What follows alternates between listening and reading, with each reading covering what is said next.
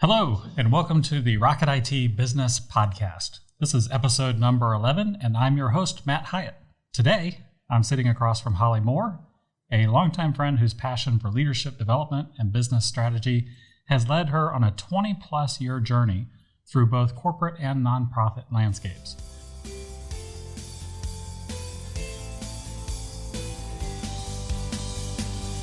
From sailing international waters to landing in the executive boardroom of a Fortune 500 company, Holly's management insights have helped organizations expand their brands while increasing revenue growth.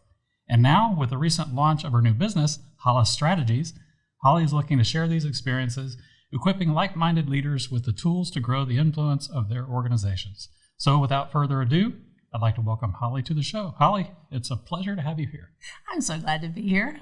Thanks for having me. Absolutely. So to set the stage a little bit, Yes. You and I are friends. We have known each other for, going on 10 years. Yes. Wow, a whole decade. Good long time. We went through a program for leaders in our local community called Leadership Gwinnett and got to know each other there. And we've stayed in touch. Yes. Yeah, all good.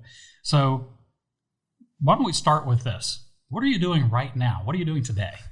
Well, today I am the president of Hollis Strategies, which is a company I founded back in the summer of 2019.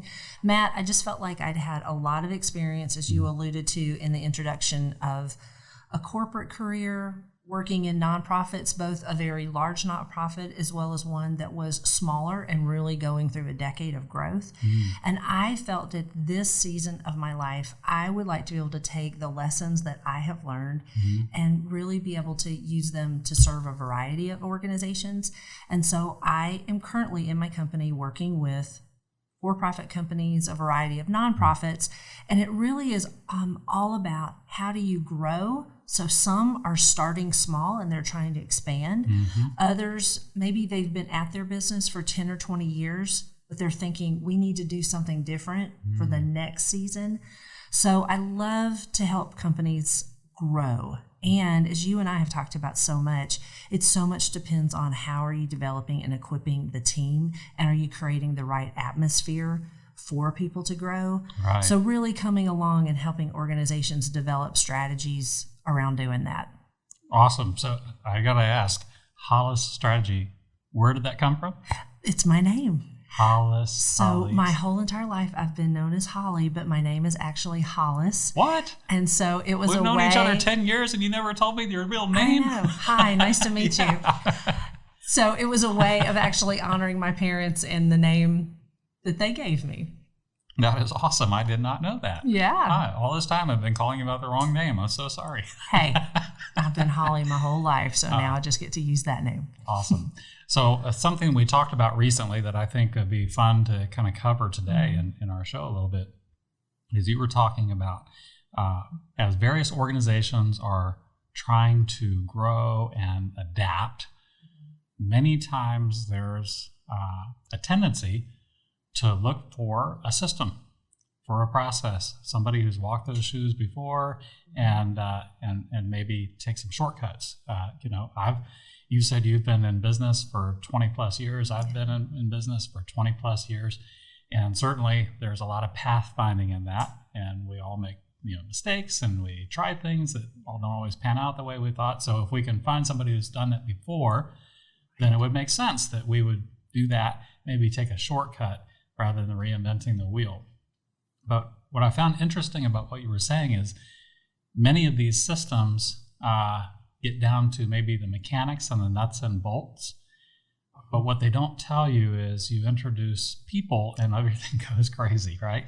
Yes. And so tell me a little bit about how you plan to work with organizations and how the people part of it really is central to what you're trying to do. Well, and I think you do that so well, Thank you. Matt, just with what you've done in 25 years of running Rocket IT. And you and I have talked about this a good bit. And I'm all for learning different systems. I would say I'm still a student, Matt. I mean, there's so many systems out there for how people develop strategic plans. How do they create their goals or their big rocks? And then what are their metrics or their key performance indicators? And they have a strategic plan or an adaptive plan. And I'm for all that. We need it. Absolutely. But one of the things that I think is so important, and you and I have really talked about what's the kind of culture and atmosphere that you create in a company where the plan can actually thrive and grow. And I think you have to back up, and it starts with what communication patterns exist and how are those relationships.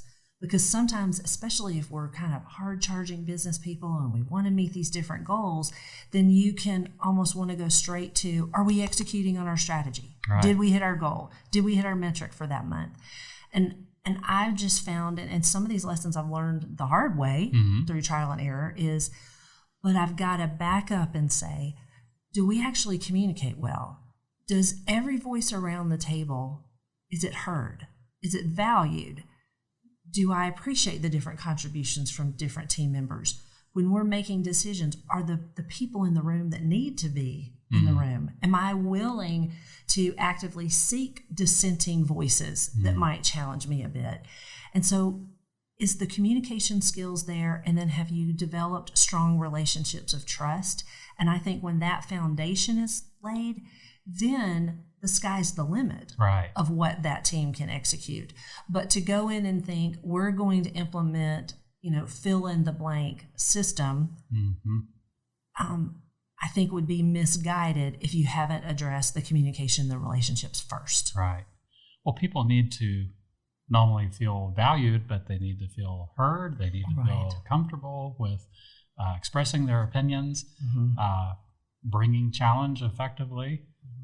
Is tough for a lot of people, including myself. And so, those are important skills, right? I mean, think about it, Matt. Our opinion makes perfect sense to us.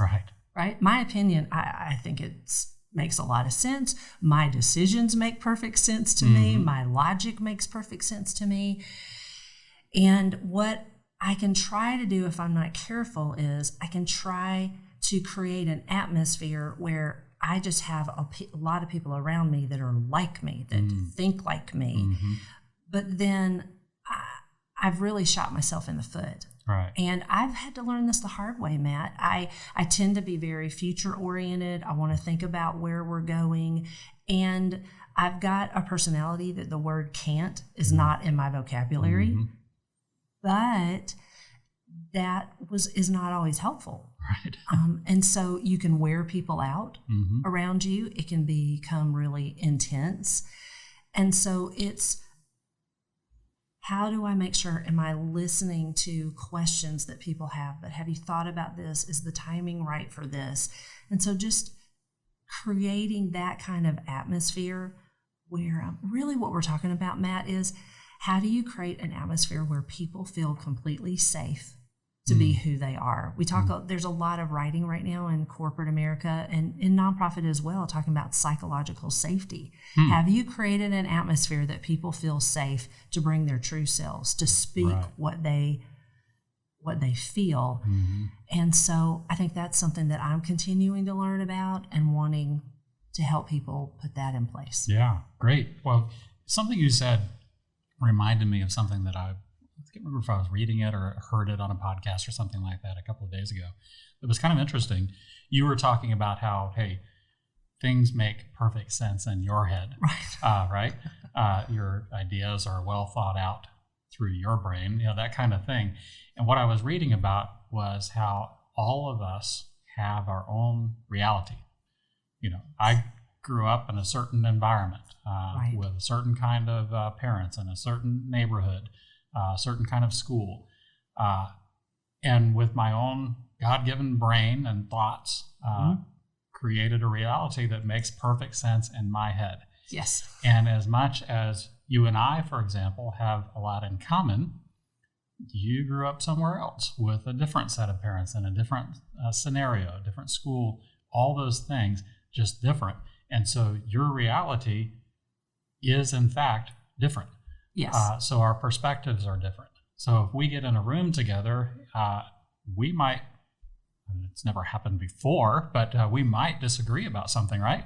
Absolutely. And both of us have a perfectly logical position in our argument. So navigating that which becomes exponentially harder when you add more people to the mix, right? Yes. When you've rather, go from a one-person organization, okay, we all agree. Right. Now it's a two-person organization, four-person organization, and so on. It gets tougher and tougher for everyone to agree. And I would agree with you also about our tendency, especially when we're trying to grow an organization, is going to be, I like me. I like the guy that I see in the mirror, so I'm just going to hire more people like me, and then we'll just roll up our sleeves, and there's no limit to what we can accomplish. Right. But, I'm a flawed person. I don't always have perfect visibility into everything. I don't always make the best decisions. I think you and I have in common a shared interest in the future and a unique ability to see clearly what might happen 10 years from now. I have a tough time seeing clearly what's going to happen this afternoon or tomorrow in order to get where I want to go, but it's very clear to me where we can go. Right. And so I need people around me that are much more aware of all the little things that have to happen between right now and this evening and tomorrow morning and so on in order to get to that place that I've clearly envisioned in my head. So that's just an example of something that I think is so important that for many, including me for years, it was just a blind spot. And so you can come in and help navigate that, it sounds like. I do, Matt. And I would say a good friend of ours, Steve Cockrum, always says, I can't prevent you from making every mistake, but I can at least tell you all of my mistakes and maybe you can avoid them. Right. So a lot of this has just been working for a couple of decades. Right.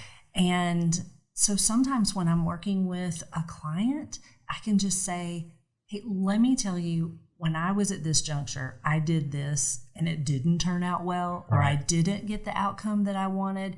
Here's a lesson that I learned from that. And so I like to be able to share that. Yeah.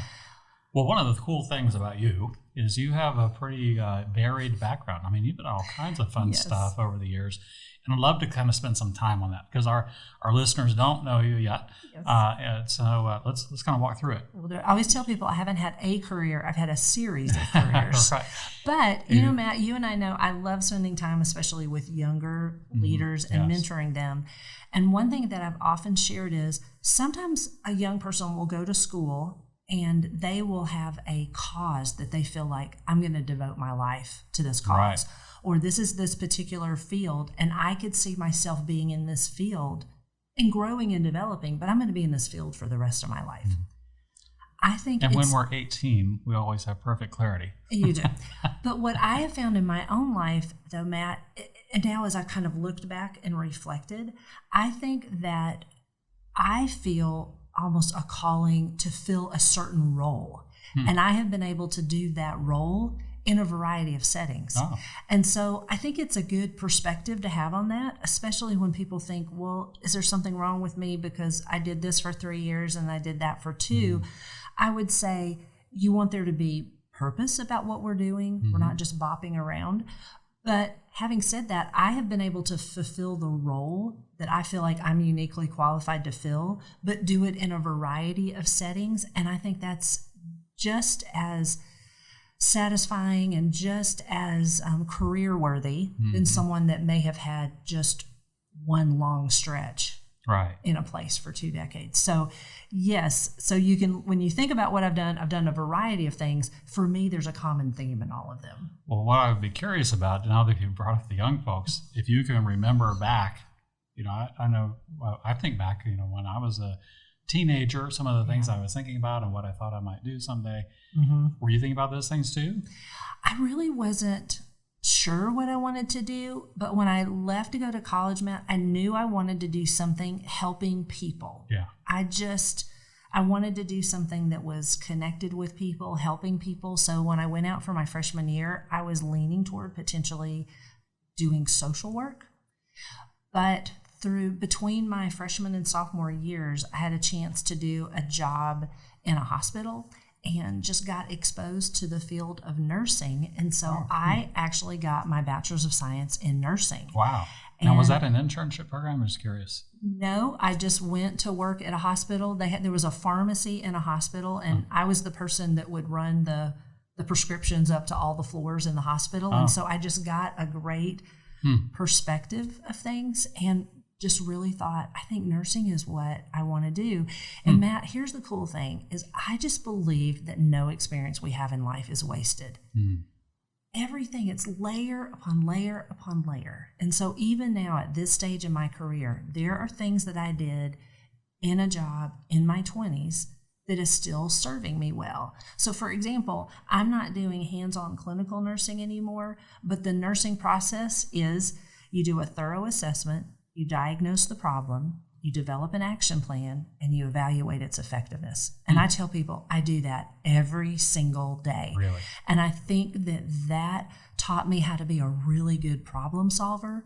And so now when I'm working with my clients, it's what's really going on. Can we pinpoint what's the problem?